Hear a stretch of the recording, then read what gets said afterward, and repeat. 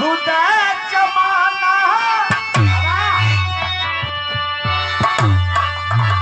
तो खोया खुद जमाना अरे तो है सुनाई गाना जमाना कहे तो वही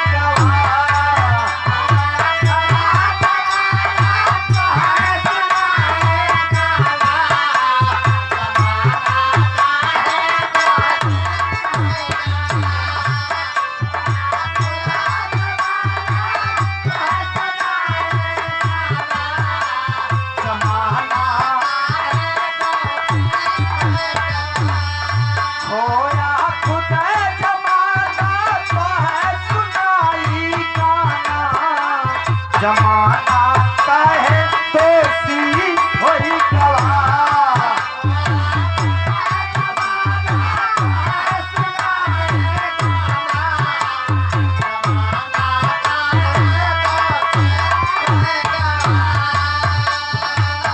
परिवर्तन आज हम आप जितने विकास कर लिए कुछ चीज भूल गए और उसको याद करते हुए संकेत है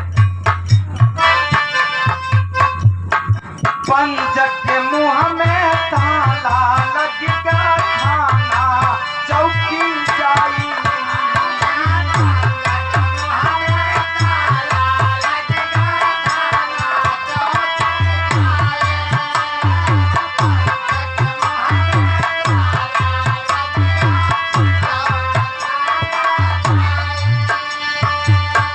बात बड़ी सीधी और साफ सुथरी है। हम आप लोग जितने पढ़े लिखे हो रहे हैं आज के युग में उतनी ही अशिक्षित वाली काम कर रहे हैं। आपस में लगाव प्रेम खत्म हो रहा है। इसीलिए कवि जी लिखे क्या पंच के मुंह में ताला लग गया खाना चौकी जाई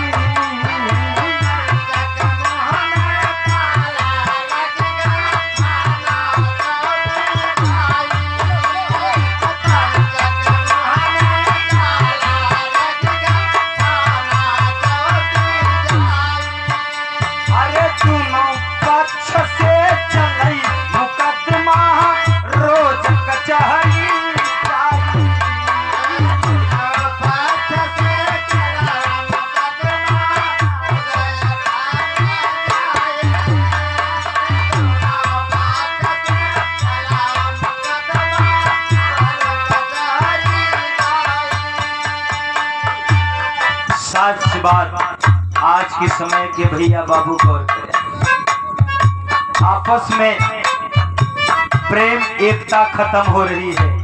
चाहे भाई भाई में देखे चाहे परिवार में देखे आस पास बगल देखे गांव क्षेत्र देखे ये भावना अगर कोनो बात हो जाए हमारे आगे कैसे तो हिम्मत बढ़ा चल चौराहे पर देख ले चल कोर्ट कचहरी जहाँ चलवे देख ले खाली तो बताए हाँ ढोल बजा के खाले उतर तब तो हम हैरान होते हैं।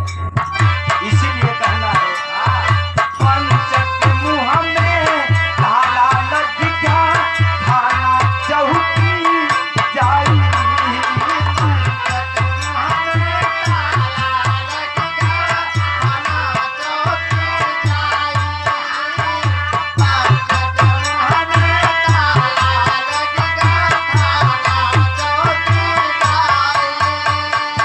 दोनों पक्ष से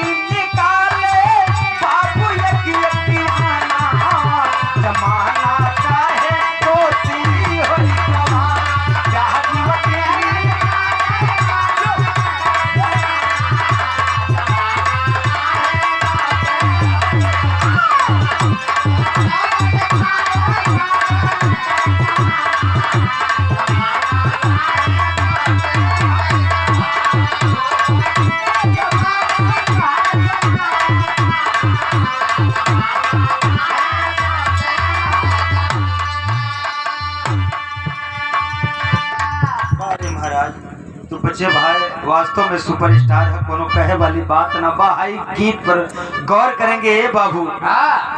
वो जमाना उस समय रहा कि केहू से बात विवाद हो, 4-5 जने मिलके पंचायत करके फैसला कह दे, दोनों पक्ष मान ले, लेकिन आज के माने के तैयार नहीं बा। हाँ, चाहे अपने गांव के प्रधान जी हो या चाहे जे भी आ जाए, एक ही बात फैसला हो।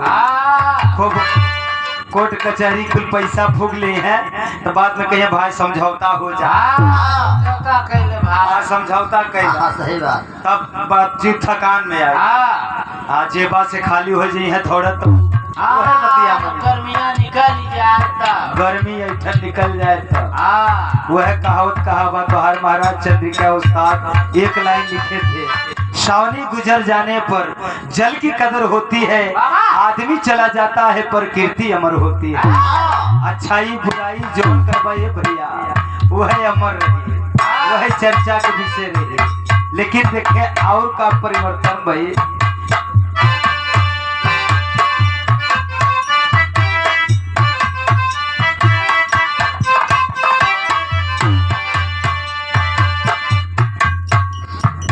अंतरदेशी पोस्ट काट के दिहेस मोबाइल झटका,